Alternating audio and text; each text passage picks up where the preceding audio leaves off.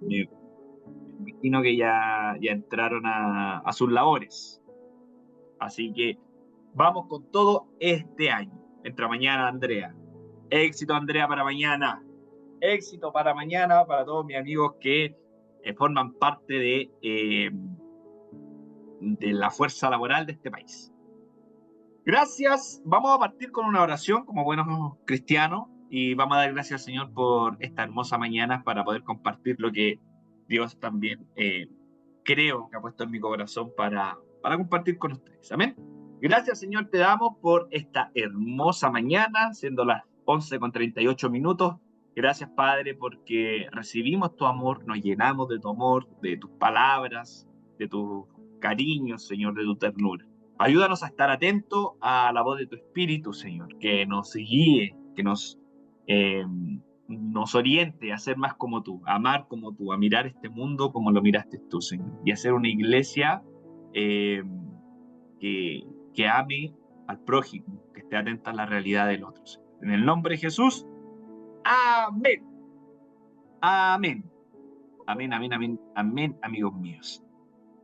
Quiero partir, quiero compartir con ustedes algo que ha estado harto tiempo ahí, esta última semana dándome vuelta. Un relato que lo he leído harto porque como que no le había tomado la atención que a lo mejor requería el relato o nunca a mí me había generado tantas preguntas. Pero antes de partir con el relato, quiero contarle un poco o unificar las experiencias nuestras. Quiero hacer una pregunta. Quiero hacer una pregunta. ¿Cuántos de ustedes tienen algunos de sus cinco sentidos? Vamos a volver ahí al colegio. De sus cinco sentidos, medianamente o altamente poco desarrollado o atrofiado o tienen algunos de sus sentidos más débiles, si se puede decir así, no tan desarrollados, ¿verdad? De alguna forma, todos, si quieren, lo van compartiendo por el chat, lo pueden ir compartiendo por el chat, pero todos de alguna forma tenemos algunos de nuestros sentidos que están menos desarrollados o tienen algunos problemas, ¿verdad? Por ejemplo, esto es gracias al COVID muchas veces. Por ejemplo, yo les voy a contar mi experiencia. Mi experiencia es, para los que me conocen y a los que han compartido un poco más conmigo, saben que yo tengo mi olfato, mi sentido del olfato muy atrofiado, demasiado. A tal nivel que, por ejemplo, el olor a gas no lo conozco, lo desconozco. A no ser que tenga la nariz puesta ahí en el galón de gas, me voy a dar cuenta que sale, que esa cuestión emite un olor, ¿verdad?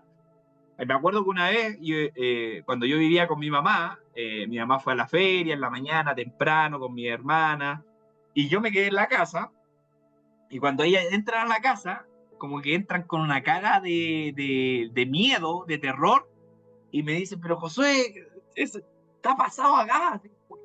Prendía ahí una chispa y la casa explotaba. Y estaba la cocina dada, no sé qué había pasado, y yo no tenía idea.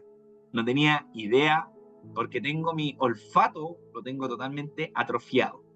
Esto fue, creo yo, porque tampoco he ido al médico, es un diagnóstico mío nomás, no, así de despreocupado. Pero creo yo que yo cuando era chico, yo sufría mucho mi nariz tenía como algunas venitas muy delgadas, creo, estuve averiguando por ahí, y cada vez que yo jugaba y me golpeaba en la nariz, sangraba mucho, mucho, mucho, mucho, mucho, pero demasiado. Me acuerdo de muchas veces que mi mamá me tuvo que ir a retirar del colegio, porque claro, en esos juegos de enseñanza básica, en el recreo, yo me pegaba y no paraba de sangrar. Sangraba mucho, demasiado. Hasta que un día mi mamá me llevó al otorrino. ¿Otorrino se dice, no? El otorrino, el de la nariz. ¿Cuál de la nariz? El otorrino. Bueno, me llevó al otorrino y me tuvieron que, lo que se hace comúnmente en estos casos, cauterizar una venita. Y yo creo, esa es mi teoría, porque les juro que nunca he ido al doctor, pero esa es mi teoría. Mi teoría es que desde ahí en adelante empecé a perder el sentido del olfato, pero demasiado, demasiado, a tal nivel que, por ejemplo, pueden haber comidas que visualmente no se vean que estén vencidas o malas, pero el olor te lo dice todo, y yo podría perfectamente comérmelo, porque no perdió el sentido. E incluso me imagino, aquí los expertos en medicina saben, yo no lo sé, soy un total neófito en la materia, pero me imagino que tiene mucho que ver también con el gusto, ¿verdad? A lo mejor están muy asociados. Entonces me pasa que puedo comer algo que esté en mal estado y no me voy a dar cuenta. Eso es mi, mi, mi atrofia, ¿verdad? En mi olfato. Hoy vamos a hablar del autocuidado, dice el Alex. Eh, y esto a mí me generó muchos problemas también en mi adolescencia. Santiago me conoce a mí desde los 17 años y él se tuvo que llevar gran parte de ese problema del olfato. ¿Por qué? Porque claro, yo jugaba a la pelota y era medio descuidado, entonces mis axilas generaban un olor putrefacto a tal nivel que los que me rodeaban, vamos a mutear ahí a la Carol, que los que me rodeaban lo Ay, sentían. Si me puede ayudar ahí, Santiago, muteando, amiguito. Los que me rodeaban sufrían demasiado. Entonces, mi amigo Santiago, yo creo que muchas veces sufrió eso y me lo decía con todo el cariño del mundo. Me decía, amigo, con la sutileza que tiene Santiago, me lo decía, pero claro, claro. Entonces, ¿por qué? Porque yo no me daba cuenta que estaba maloliente y mi pH también era bien fuerte en esa época, con todas las hormonas propias de la edad, espantaba. A mí me decían lo que se le llama el avión fumigador. ¿Cachan los aviones fumigadores? Que así, y sale, así se me decía. Entonces, ¿por qué? Porque no me daba cuenta de que mi olfato estaba totalmente dañado. Hasta el día de hoy, nunca he ido al doctor por eso. Creo que tiene un nombre esa cosa. Me acuerdo que una vez yo fui a ver al Tata Barahona, ¿conocen al Tata Barahona, el trovador chileno? Y él, en medio del concierto, él dijo que a él le pasaba lo mismo, que tenía este tema, igual que yo, y dio un nombre, porque él fue al médico, se trató, y dio un nombre, y a mí se me olvidó ese nombre. Pero voy a ir, algún día de mi vida voy a ir al médico para que me diagnostique y me dé alguna pastilla, algo, pero yo creo que no tiene mucho arreglo. ¿Saben si hay arreglo para eso o no? No sé, creo que no. No hay arreglo. Los doctores, por favor, denme alguna así se llama, Saray, anosmia, o me estáis bromeando. ¿Anosmia? Anosmia. Muchas gracias. Voy a llegar a googlearlo. Una amiga lo tiene, ¿viste? Y tiene cura eso, Saray, por favor, dame una esperanza. Creo que no. Bueno, ustedes van a tener que ayudarme, o la gente que me rodea va a tener que ayudarme cuando sufra esto. Pero muchos de acá también tienen problemas a la vista. La gran mayoría tenemos problemas a la vista. Yo también, mi ojo izquierdo ve muy poco. Si yo tuviera el ojo derecho, por alguna razón lo perdiera, mi ojo izquierdo no me ayudaría para nada. Entonces yo estoy bien fallado, hablando como que no me hicieron bien mis papás, no le metieron mucho amor a esa unión. Y he fallado, se han fallado algunos sentidos. Pero todos de alguna forma tenemos algunos sentidos fallados. Eh, no hay ticket de cambio, amigo, lamentablemente. Eh, ¿Hay alguien que tenga problemas con el sentido como... Porque claro, los típicos son el olfato, la vista. ¿Alguien que tenga como problema con el tacto? Porque también puede que haya un problema, a lo mejor la hipersensibilidad, no sé, que sea un tema, ¿verdad? Eh, también existe también ahí un tema con el tacto, que a lo mejor no es tan visibilizado como el otro sentido, pero puede pasar. Ahora, ustedes saben que existen otros sentidos. Hay más sentidos que los 5 sentidos habituales. ¿Ustedes vieron la película El Sexto Sentido, no? ¿La vieron? ¿Existirá ese sentido? ¿Alguien vio esa película El Sexto Sentido? El Sexto Sentido. Es la película que con el mayor spoiler de la historia, cuando el niño dice, veo gente muerta, y realmente estaba viendo un muerto. Bueno, para el que no la vio, véala, y me da lo mismo el spoiler, porque es una película muy antigua, tenían que haberla visto. El sexto sentido. También hay otros sentidos, como por ejemplo lo que dice la hermana Belu, el sentido común, que son llamados así, ¿verdad? ¿Cuál otro sentido está? Santiago dice, el sentido común es el sentido menos común de los sentidos. ¿Qué otro sentido puede haber? A ver, tiren ideas ahí en el chat. Está el sentido de pertenencia. También se le llama así, ¿sí o no? Se le llama también. El sentido del humor. Muy bien, muy propio de esta. Yo creo que uno de los sentidos más desarrollados que tiene esta comunidad es el sentido del humor. Eh, el sentido, una persona que se la ha hecho. O el sentido, ustedes saben que también se le denomina el sentido de urgencia. ¿Cuál es el sentido de urgencia? Cuando hay situaciones que te necesitan prioridad, ¿verdad? Esto es el sentido de urgencia. El sentido vestibular, dice Karina. Pero hay muchos sentidos.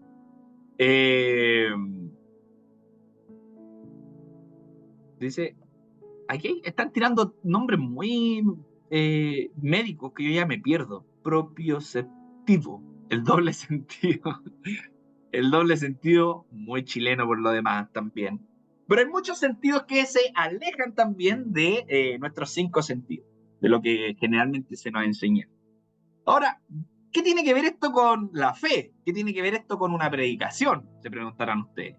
¿Qué tiene que ver esto con la Biblia? ¿Qué tiene que ver esto con Jesús? ¿Qué tiene que ver esto con lo propio de una iglesia, verdad? A lo mejor no tiene ningún sentido. ¿Qué tiene que ver? ¿Qué tiene que ver? El tema es que cuando yo veo a Jesús, cuando me pongo a leer los evangelios, eh, y veo algunos relatos de Jesús, algunas situaciones de cómo Jesús enfrentó ciertas dificultades propias de la época o dificultades propias de su ministerio, cuando yo veo a Jesús, veo a un hombre que muchos, tiene muy agudizados sus sentidos. Y esto a lo mejor es algo que no hemos desarrollado mucho. A lo mejor los libros de la Biblia o los libros, ¿verdad?, de Editorial Vida y todos esos libros populares que uno lee, como que no se ha desarrollado mucho. Pero cuando yo veo a Jesús, yo veo a un hombre que tiene sus sentidos muy agudos. Y hay algunos de sus sentidos que los relatos nos dejan ver, o uno lo puede leer entre líneas, que sí Jesús era un hombre que tenía muchos de estos sentidos muy agudos. No los tenía atrofiados, los tenía muy agudizados. E incluso iban mucho más allá en algunas situaciones, ¿verdad? Abrazar la fe y abrazar, ¿verdad?, el mensaje de Jesús requiere también que nosotros entendamos o trabajemos nuestros sentidos. Trabajemos nuestro sentido de la realidad, estos sentidos que nos fueron dados. Incorporar a nuestro diario vivir otros sentidos que estaban en Jesús. Y hay uno propio de Jesús, que es el que quiero desarrollar ahora y quiero compartir con ustedes, que de alguna forma esta semana me ha ido dando vueltas en la cabeza y digo, bueno, este es un sentido que tengo que desarrollar mucho, porque me cuesta, me falta. Y creo que también tiene que ser un sentido que tiene que desarrollar mucho la comunidad. Por lo tanto, me gustaría que todos vayan y abran sus Biblias en el Evangelio de Lucas, capítulo 19. Es un relato muy conocido que en algún momento lo hablé en la predicación anterior, pero quiero desarrollarlo un poquitito más. Lucas, capítulo 19. ¿Lo tienen? Vayan por sus Biblias. Lucas, capítulo 19.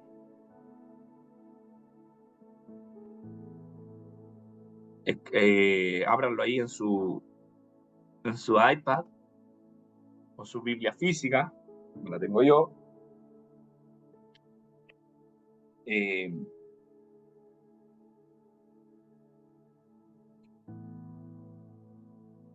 Ya.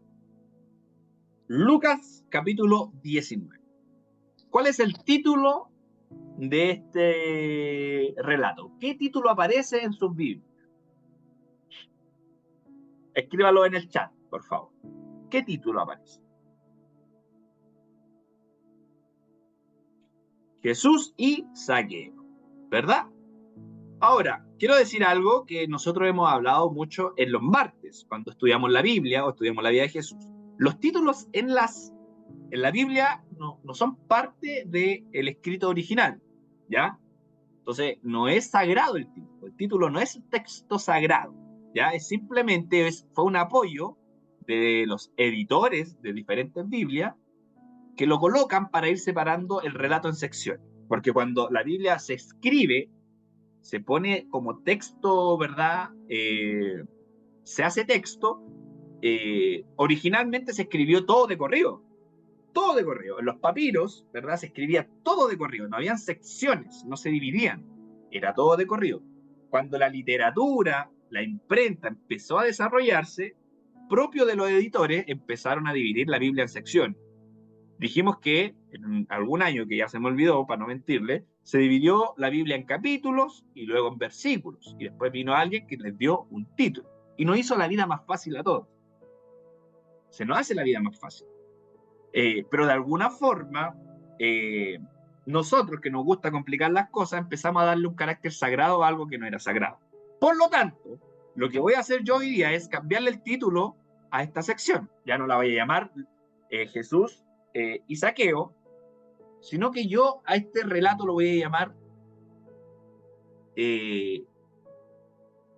¿cómo lo puedo llamar? Lo voy a llamar agudizar los sentidos. Así lo voy a llamar.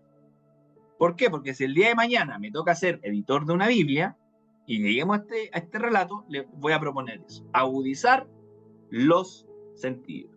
Para los que han estado con nosotros mucho tiempo, ya casi los 4 años que llevamos como iglesia, ¿se acuerdan que antes, hace rato no lo hacemos, pero lo vamos a hacer, leíamos relatos bíblicos y les cambiábamos los títulos?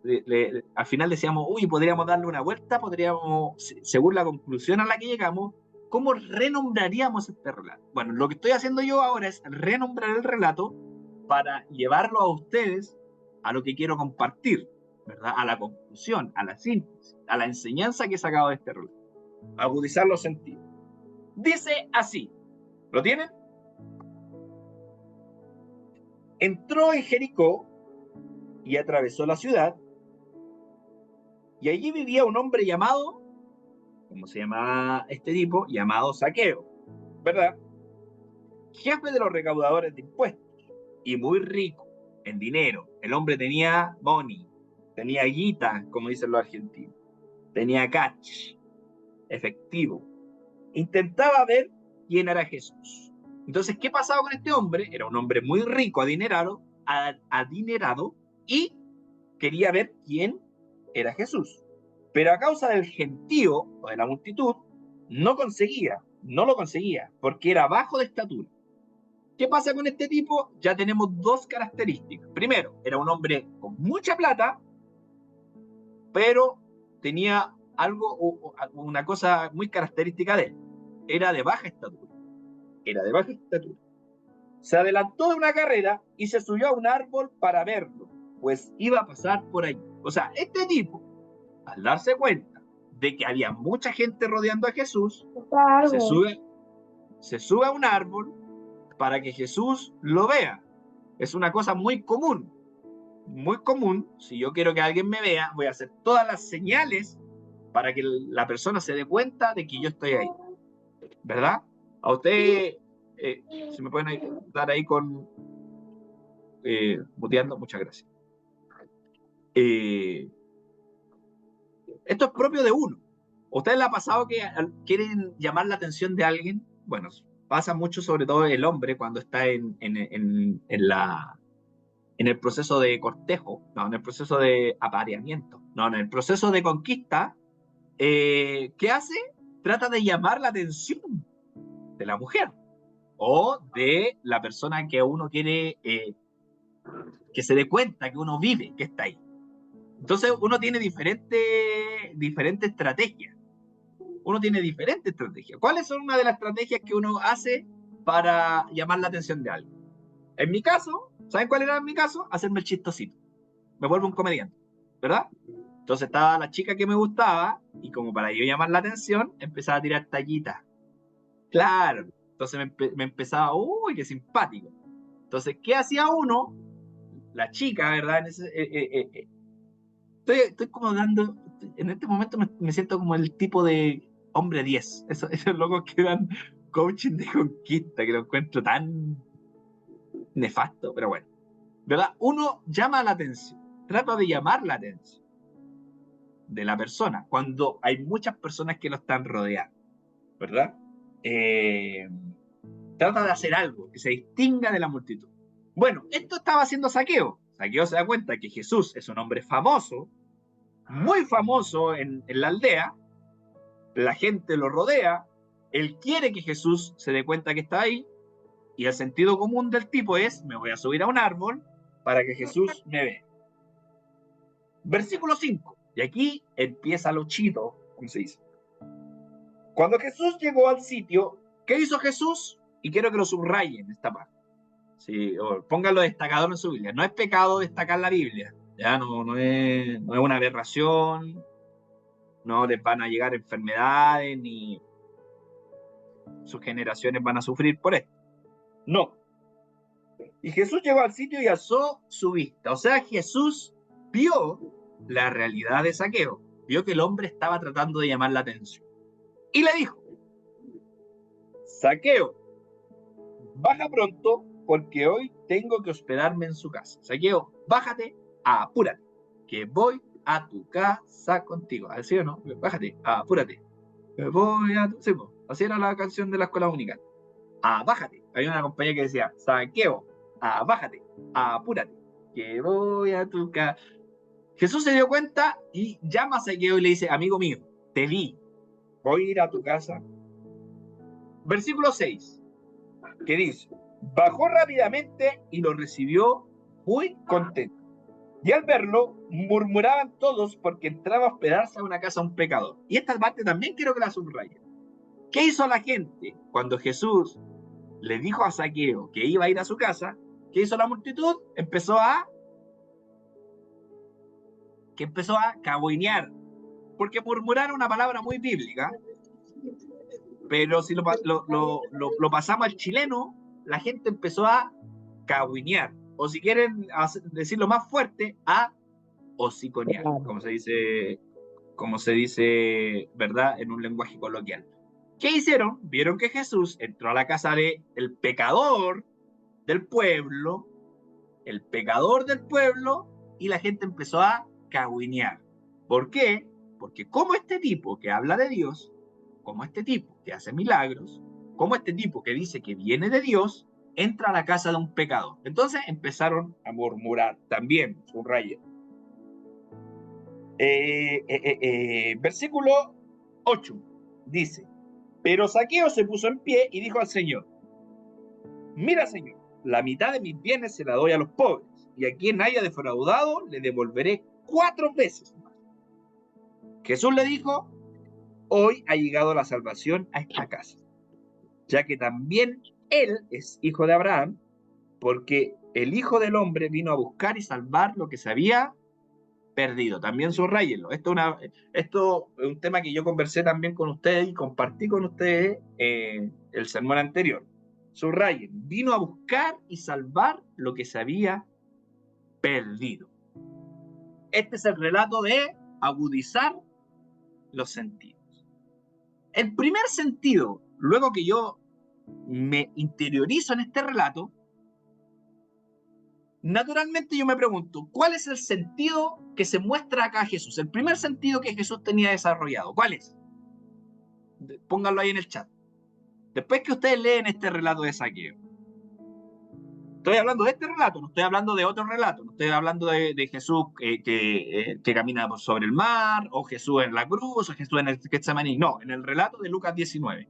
¿Cuál es el primer sentido que uno ve que Jesús tiene muy desarrollado, demasiado agudizado. La vista, ¿verdad? La vista, el ojo de águila. Jesús tenía demasiado agudizado, demasiado desarrollado la visión. Pero no era esa visión de técnica físicamente hablando, ¿verdad? La que uno puede decir, no, Jesús no tenía astigmatismo ni miopía. No, Jesús tenía tan desarrollado su sentido de la vista que él era capaz de ver las realidades que incluso sus discípulos o sus contemporáneos, maestros también de la época, no podían ver. Quiero decir algo, Jesús cuando se desarrolla su ministerio, Jesús no era el único maestro de la época. Jesús no era el único rabino, había muchos rabinos de la época que tenían otros discípulos. De hecho, por ejemplo, Juan el Bautista también era un maestro que también tenía sus seguidores. Jesús también era un maestro. Pero ¿qué distinguía a Jesús de los demás? Es que el hombre, el tipo, Jesús, este hombre que venía de Dios, era capaz de ver las realidades que los rodeaban. Tenía el sentido de la vista, más allá de ver bien o en alta definición. Jesús conocía muy bien o se daba cuenta de quiénes lo rodeaban. ¿Se acuerdan del relato de la mujer del flujo de sangre? Muy conocido. ¿Se acuerdan de ese relato? ¿Qué hace esta mujer? Se mete entre la multitud y toca, ¿verdad?, el manto de Jesús, o toca sus ropas, y Jesús se da cuenta que alguien lo tocó. De nuevo, ahí podemos decir que Jesús tenía desarrollado, ¿verdad?, su sentido del tacto. Pero estamos hablando de este relato. Jesús se dio cuenta que había un hombre que hizo un esfuerzo gigante por subirse a un árbol para que Jesús se diera cuenta de que él estaba ahí. O sea, Jesús no solamente miraba lo que todos ven. Jesús no miraba, o su vista no era la del común. Él sabía y se daba cuenta de que habían realidades que lo rodeaban que necesitaban ser visibilizadas. Zaqueo en el árbol, ¿sabes lo que le está diciendo a Jesús? Le está diciendo, mírame, necesito que te des cuenta de mi realidad.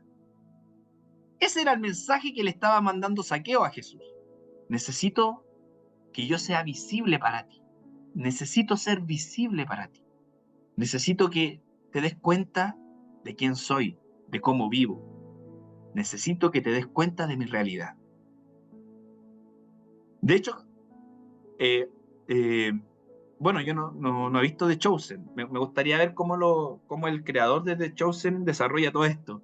Pero yo me imagino a Zaqueo con una mirada casi de auxilio, pidiendo auxilio arriba de un árbol para que este hombre, Jesús, muy famoso en la aldea, se dé cuenta de que él existe. Como acá estoy, necesito que me mires. Es un acto de auxilio.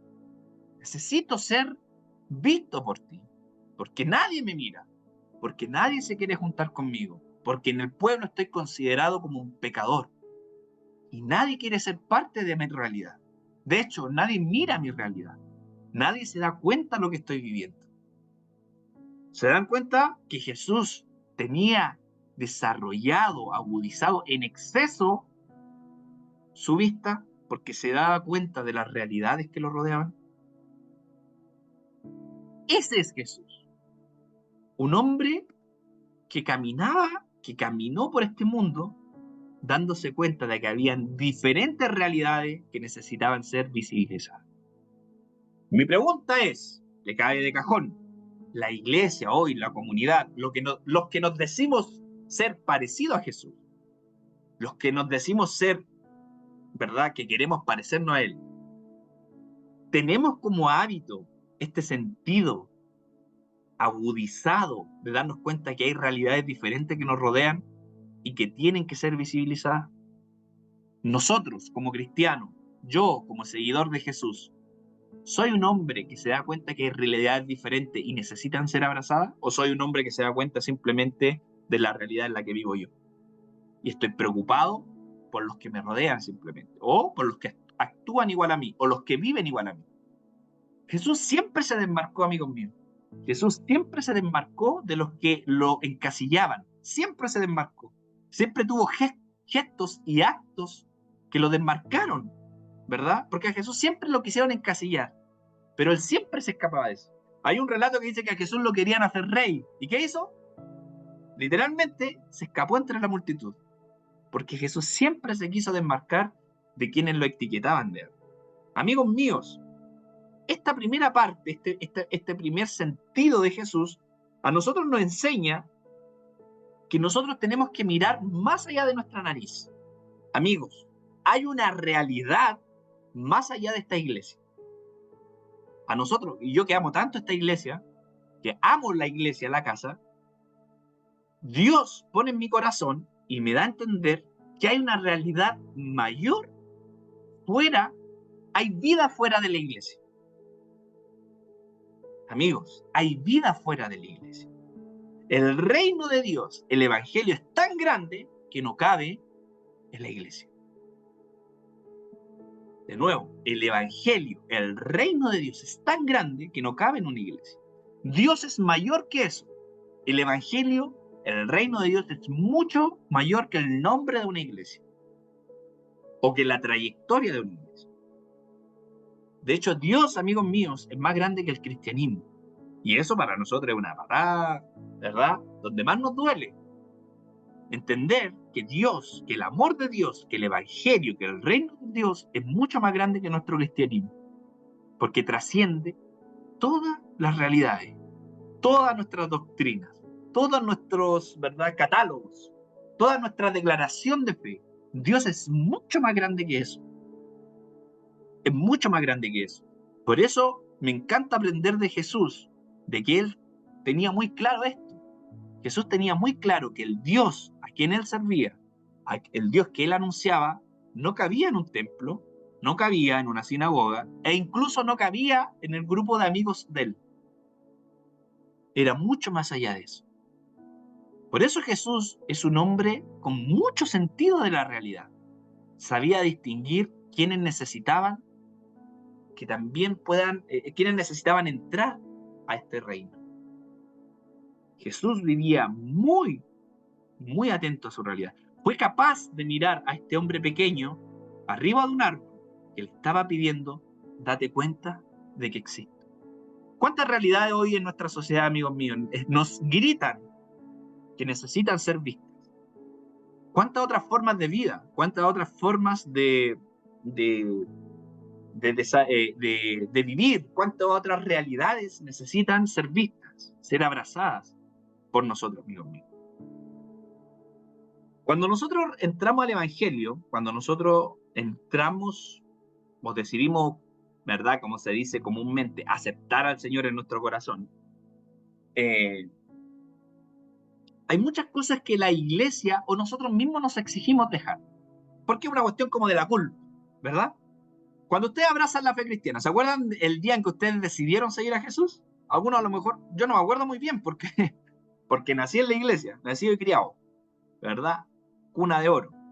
Pero a los que llegaron o abrazaron la fe ya de más adulto, como que uno interiormente se empieza a exigir cosas. ¿Qué es lo primero que uno se empieza a exigir? Voy a dejar de hacer ciertas cosas, ¿verdad? Voy a dejar de tomar, voy a dejar de ir al carrete, voy a dejar de hacer ciertas cosas que no me hacen. Pero hay algo que yo me he dado cuenta que de nuestra realidad, que somos capaces de dejar muchas cosas. Pero hay una cosa primera que deberíamos dejar. Hay una cosa fundamental que no va de la mano con el cristianismo. Hay una actitud fundamental del hombre que no es parte del cristianismo o no es compatible con el cristianismo. Hay algo que nosotros deberíamos dejar primero que cualquiera de estos vicios o malos hábitos, que es incompatible con la vida cristiana, que no pueden ir de la mano, no caben en el mismo lugar. ¿Qué es? ¿Qué es aquello que yo puedo decir, soy cristiano, pero también soy esto? No, para mí no. No es compatible. No hay compatibilidad. Y no le estoy hablando de hábitos, de nuevo, no estoy hablando de vicios, estoy hablando de algo mucho mayor que esto. Y es lo que dice Carolina. Muy bien, el egoísmo. O lo que yo llamo el individualismo.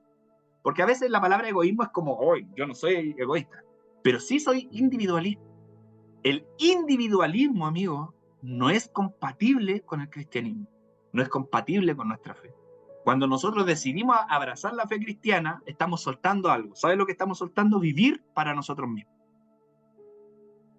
Y eso requiere un acto de valentía, y eso requiere un acto de darse cuenta. Como dice aquí el hermano Alexis, asegurarse solo, ¿verdad? El, el acumular para mí mismo. Muy propio de nuestro sistema capitalista, ¿verdad? Que nos dice, tienes que acumular, tienes que guardar para ti, para el futuro, ¿verdad? Tienes que... El éxito depende de ti, ¿verdad? Y tus logros y tus sueños, que es la narrativa muy occidental nuestra. Pero el cristianismo nos dice, o Jesús nos dice, que cuando yo lo sigo, hay algo que tengo que soltar. ¿Y saben qué es? Vivir para mí mismo. Mirar mi propia realidad y asegurarme solo, como dice el profeta Alexis Núñez aquí presente. Asegurarme solo. Y cuando yo veo, y yo me hago un análisis, yo quiero ser muy sincero con ustedes, amigos míos. Cuando yo hago el análisis de mi vida, muchas veces he visto a un Josué que se salva solo, que vive para sí, que quiere ser cómodo, porque yo tengo una condición, no, yo tengo un tema con mi personalidad. Y a lo mejor, de nuevo, los que me conocen más tiempo a lo mejor lo pueden distinguir. Yo soy alguien que tiene como prioridad en su vida la tranquilidad, la calma, la paz. Para mí es como que la priorizo. Nací con eso, es parte de mi personalidad, y la flojera. De hecho, si es, eso se puede volver algo muy nocivo porque puede llevar a la pereza incluso. Y es muy cierto. Alguien que vive mucho eh, eh, primando la calma, la paz, puede caer en eso, en la pereza, en la flojera, e incluso en algo más, vivir para sí mismo. Entonces es algo que yo lucho demasiado. Yo, estoy hablando por mí. Cada uno hará su análisis después de su vida.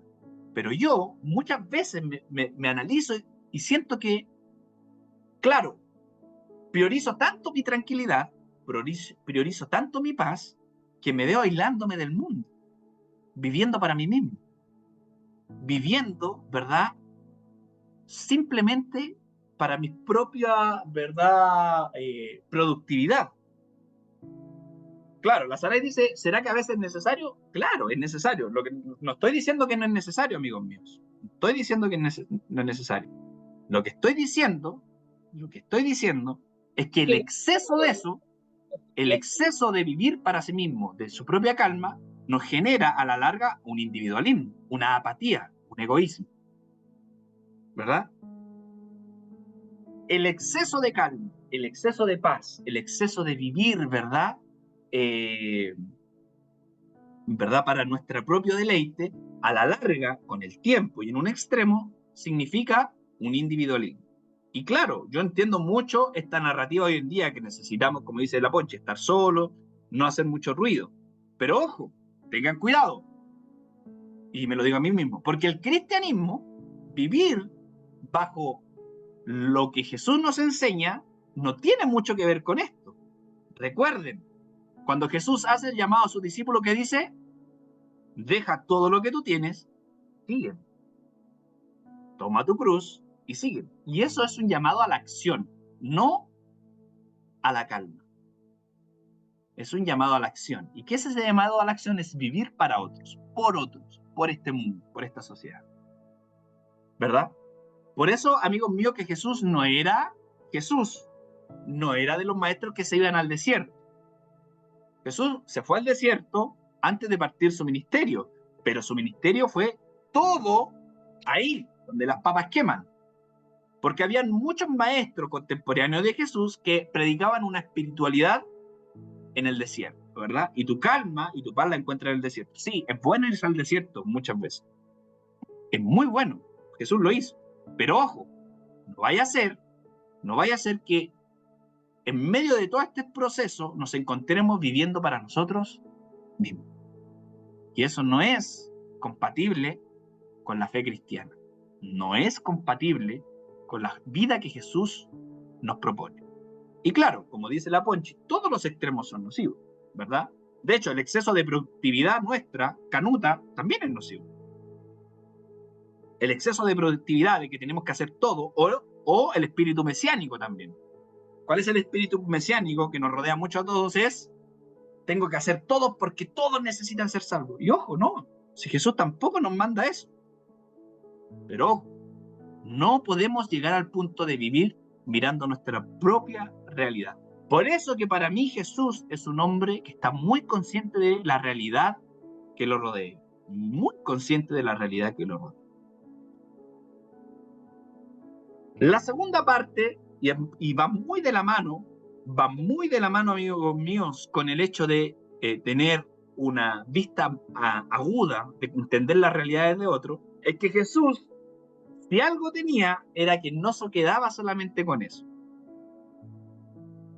Si Jesús algo tenía, era que su amor por el mundo no se quedaba simplemente en las palabras, sino en actos concretos. No se puede amar al prójimo en palabras, amigos míos. Y eso es algo que yo he tratado de repetirme mucho. Yo no puedo amar a mi prójimo o amar la sociedad, al mundo, simplemente con mis palabras. Jesús iba más allá. Jesús tenía actos de amor, signos de amor, signos de salvación para el hombre. Jesús no era un hombre que se quedaba simplemente en el discurso, en la retórica, en la narrativa, en el buen sermón, como nos pasa a nosotros los predicadores, ¿verdad? Jesús iba mucho más allá. Jesús tenía actos concretos, ¿verdad? Porque que Jesús se diera cuenta de que Zaqueo estaba arriba no era suficiente. De nuevo, que Jesús se diera cuenta de que Zaqueo estaba pidiendo auxilio no era suficiente. Jesús, ¿qué hizo? Vio su realidad y fue a su hogar. Y eso es algo, amigos míos, que no hace cualquiera, que no hacen todos.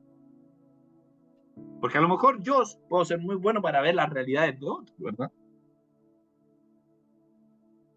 Pero ¿qué hago con eso? Jesús hacía algo con eso. ¿Qué hizo Jesús? Dijo, este hombre necesita ser rescatado, este hombre necesita ser visibilizado, este hombre está gritando, ¿verdad? Está pidiendo a gritos que yo conozca su realidad. ¿Y qué hace Jesús? Le dice a Zaqueo, hoy es necesario que yo pase por tu casa. De alguna forma le está diciendo, es necesario que yo conozca tu realidad, que me haga parte de tu realidad, que sea próximo a ti. Jesús le está enseñando a sus discípulos algo muy concreto. No es suficiente simplemente con ver las realidades, sino tenemos que hacernos parte de ellas. ¿Se entiende? No es suficiente con distinguir una realidad, es hacernos parte de esa realidad. ¿Y Jesús qué dice? Amigo Zaqueo, hoy te voy a ir a visitar. Y aquí pasa algo terrible. Jesús firmó su sentencia de muerte con este acto. Jesús firmó la cruz. Yo creo, esta es mi teoría, que Jesús va a la cruz por muchos actos insurrectos, ¿verdad? Por muchos actos que le costaron la vida. Y este fue uno de ellos. Jesús entrando a la casa de un pecador. Porque no podía ser, no iba a ser tolerado ese acto. Para los dueños de la fe, para los religiosos de la época, para los que tenían el poder económico, político y religioso, esto no era bueno. Por eso Jesús lo mata, por muchos actos como este. ¿Qué hace Jesús? Mira la realidad de Zaqueo y va a su casa. Entra a la casa de un pecador. No quiero enfocarme de por qué Zaqueo era pecador. Yo creo que ya todos saben, ¿verdad? Que Zaqueo era considerado pecador porque al ser judío y cobrarle impuestos a sus propios hermanos, ¿verdad? Era una traición. Era un acto de traición a Dios y un acto de traición al pueblo. Por eso el hombre era pecador. Jesús no le importó eso. Jesús fue a la casa de este hombre. Vivió su realidad. Se hizo parte de su realidad. Es necesario que yo esté contigo, que pase y me acerque a tu realidad, viva tu realidad.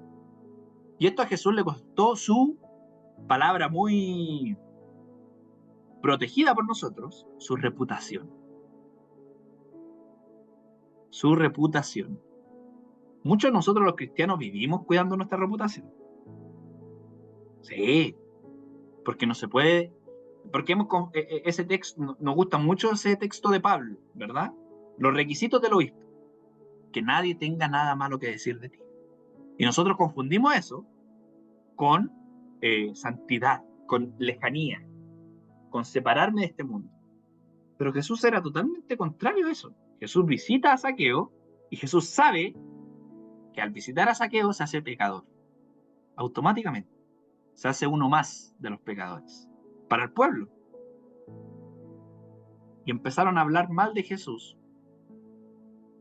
porque se juntaba con hombres que no estaban cerca de ellos. A Jesús no le importó su reputación. Sabía que había una realidad que conocer y acercarse. Mi pregunta es, y yo me hago mi pregunta a mi Josué, ¿cuándo fue la última vez que hiciste esto por alguien? ¿Cuándo fue la última vez, Josué, que viviste una realidad de alguien que está totalmente lejos de una comunidad, de una iglesia? ¿Y cuándo le pusiste el pecho a las balas por eso? ¿Cuántas veces, cuándo fue la última vez que hablaron mal de ti por haber vivido y haber compartido junto a la realidad de otros?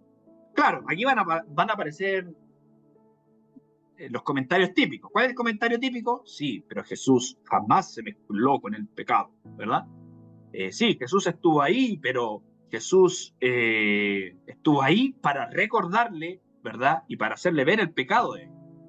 En este relato no me dices.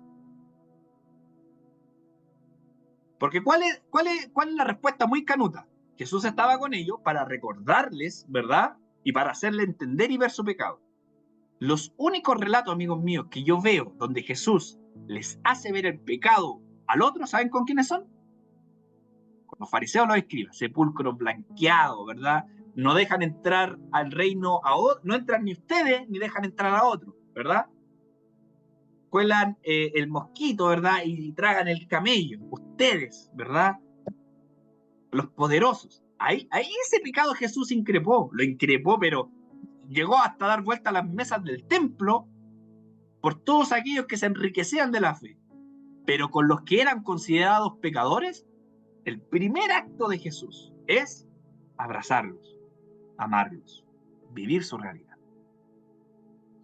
No hay el relato no menciona ningún diálogo entre Jesús y Zaqueo. No hay ningún diálogo.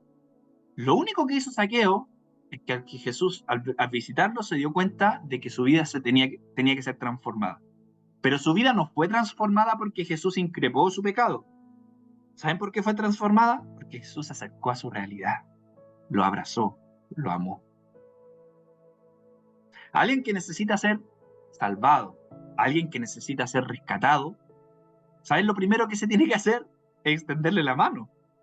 Yo nunca he visto un rescatista que vaya y antes de rescatarlo le diga, vamos a hablar de por qué llega hasta acá. Y el tipo ahogándose, ¿verdad? Yo no he visto ningún rescatista que alguien se esté ahogando en la playa y el loco con el flotador esté al lado de él diciendo, mira, vamos a hablar de por qué llega hasta acá y tu negligencia. Pero primero quiero que lo entiendas. No, sería el peor rescatista del mundo. Lo echarían. Se le moriría. ¿Qué hace un rescatista? ¿Qué hace alguien que necesita o entiende la realidad del que necesita ser rescatado? Le da una mano, le da un abrazo, lo salva, lo abraza, lo cuida, lo protege. Eso era Jesús. Así vivía Jesús a Dios. Entendía la realidad y abrazaba y se aproximaba a esa realidad con actos concretos. Pero ¿qué hacemos nosotros? Hablamos de la problemática del pecado. Vamos a hablar de qué es pecado para ti. Jesús, yo creo, nunca se entrampó en esas conversaciones con la gente que necesitaba de él. Jesús los abrazó, estuvo con ellos, comió con ellos. Y ellos solitos se iban dando cuenta de las cosas que tenían que ser transformadas. Pero no hay un diálogo de Jesús, ¿verdad? Con ellos diciéndole, ya mira, va a partir con el discipulado de los primeros pasos y darte cuenta, no, Jesús entendía que hay realidades que necesitan ser abrazadas, amadas, y que alguien tiene que poner pecho a las balas también por esa realidad. Por eso, amigos míos, si algo hizo que Jesús fuera a la cruz, sí, creo profundamente que fue su amor por la humanidad, pero de alguna forma, y ese amor se mostró de esta forma, yendo a la casa de alguien que nadie se quería juntar. ¿Cuántas realidades hay cerca de ustedes, amigos? O personas que nadie le quiere dar una segunda oportunidad.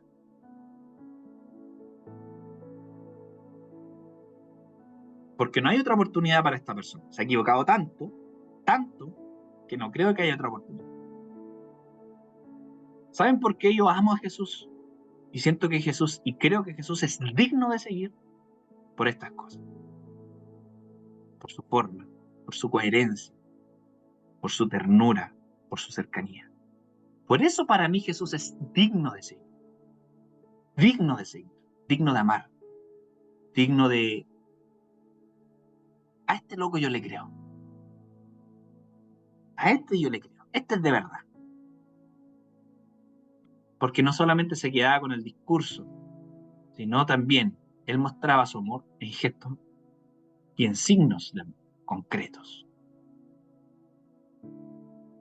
Para terminar, amigos míos, hay muchas historias, y yo creo que se le vienen a su mente muchas historias que Jesús hizo esto. Hay una historia que habla que Jesús estaba en la iglesia, vamos a llamar iglesia, era sinagoga, pero le vamos a llamar iglesia para que nosotros lo podamos entender mejor.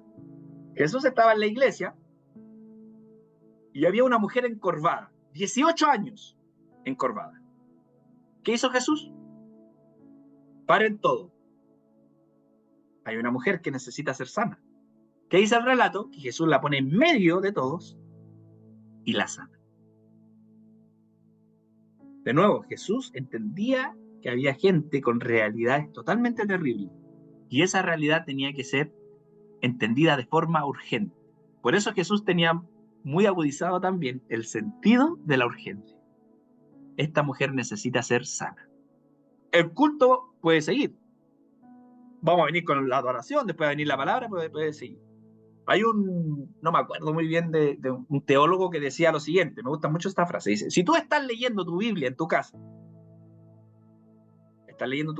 y ves por la ventana que hay alguien que necesita comida, cierra tu Biblia, aliméntalo y vuelve a leerla. Ese es el sentido común, ese es el sentido de urgencia, ese era el sentido que movía a Jesús en este mundo.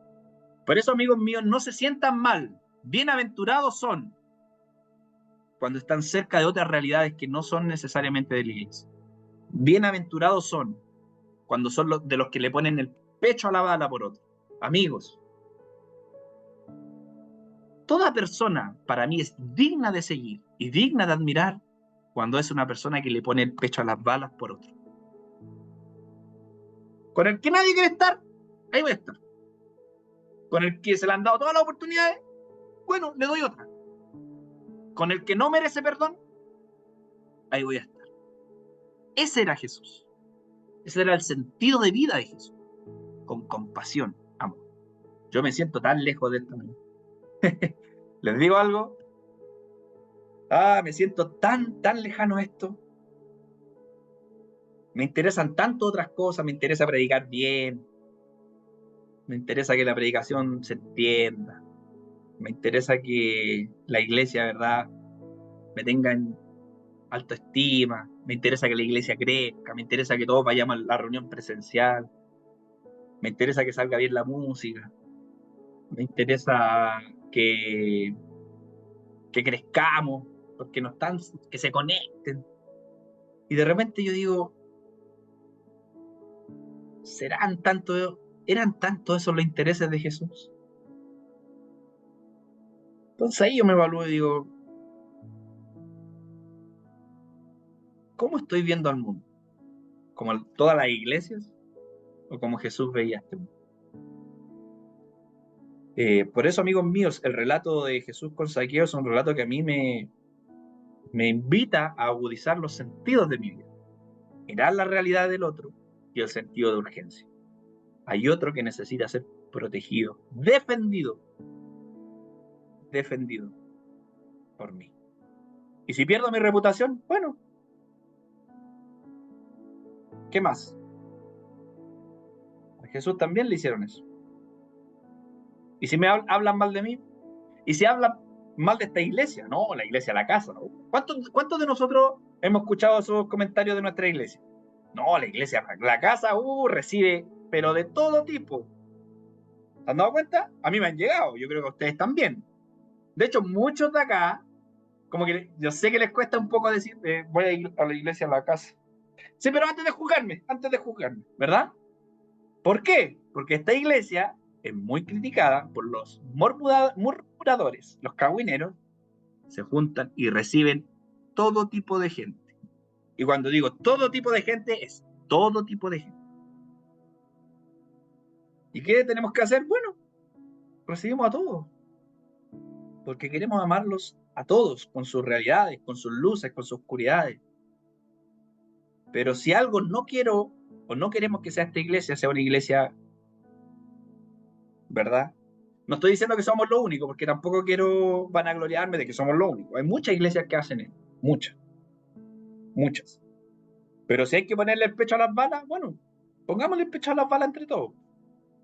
Si nos tienen que funar, bueno, que nos funen por causas justas, ¿verdad?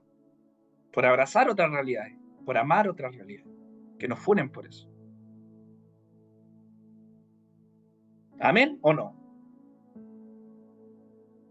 El que quiera bajarse de este barco puede hacerlo.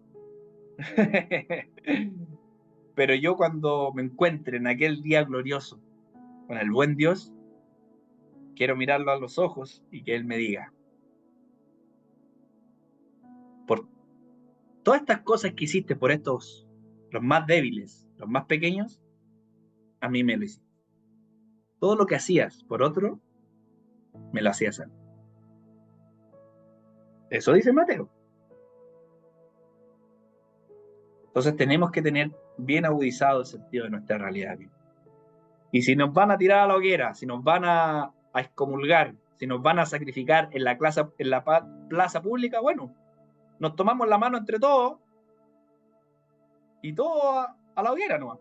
¿O no? Esas son personas para mí dignas de seguir, dignas de amar. Oramos y realmente le pido al Señor que ponga en mí ese espíritu. No quiero ser un Josué que vive para mí mismo ni individualmente, ni que esta iglesia sea así. Amén. Gracias, Padre, te doy por esta hermosa mañana que tú nos regalas. Gracias, Señor, porque nos mostraste tantas veces el camino y nos complicamos tanto, Señor. ¿Cuántas veces, Señor, tú le pusiste el pecho a las críticas, Señor? Por juntarte con gente que no era aceptada, Señor. ¿Cuántas veces no te criticaron, hablaron mal de ti?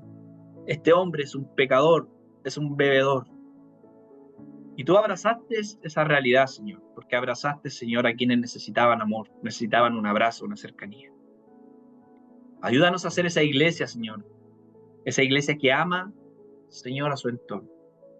Ayúdanos a calentarnos más la cabeza por cómo podemos amar de mejor forma que por cómo puede salir mejor el culto, Señor. Ayúdanos, Señor, a ser como tú, a mirar como tú, a amar como tú. Ayúdanos, Señor, a tener ese sentido de la vista agudo y el sentido de la urgencia también, Señor. No queremos ser una iglesia atrofiada en su sentido. Queremos tener desarrollado el sentido de la realidad, Señor. Abrazarlos, amarlos, así como una vez tú nos amaste a nosotros. Y perdonar a quienes la sociedad no ha perdonado. Y darle una oportunidad a quienes otros ya no se la han dado. Esa es tu iglesia. Creo, Señor, que esa es la iglesia que tú piensas, que quieres, que amas. En el nombre de Jesús. Amén. Amén, amigos míos.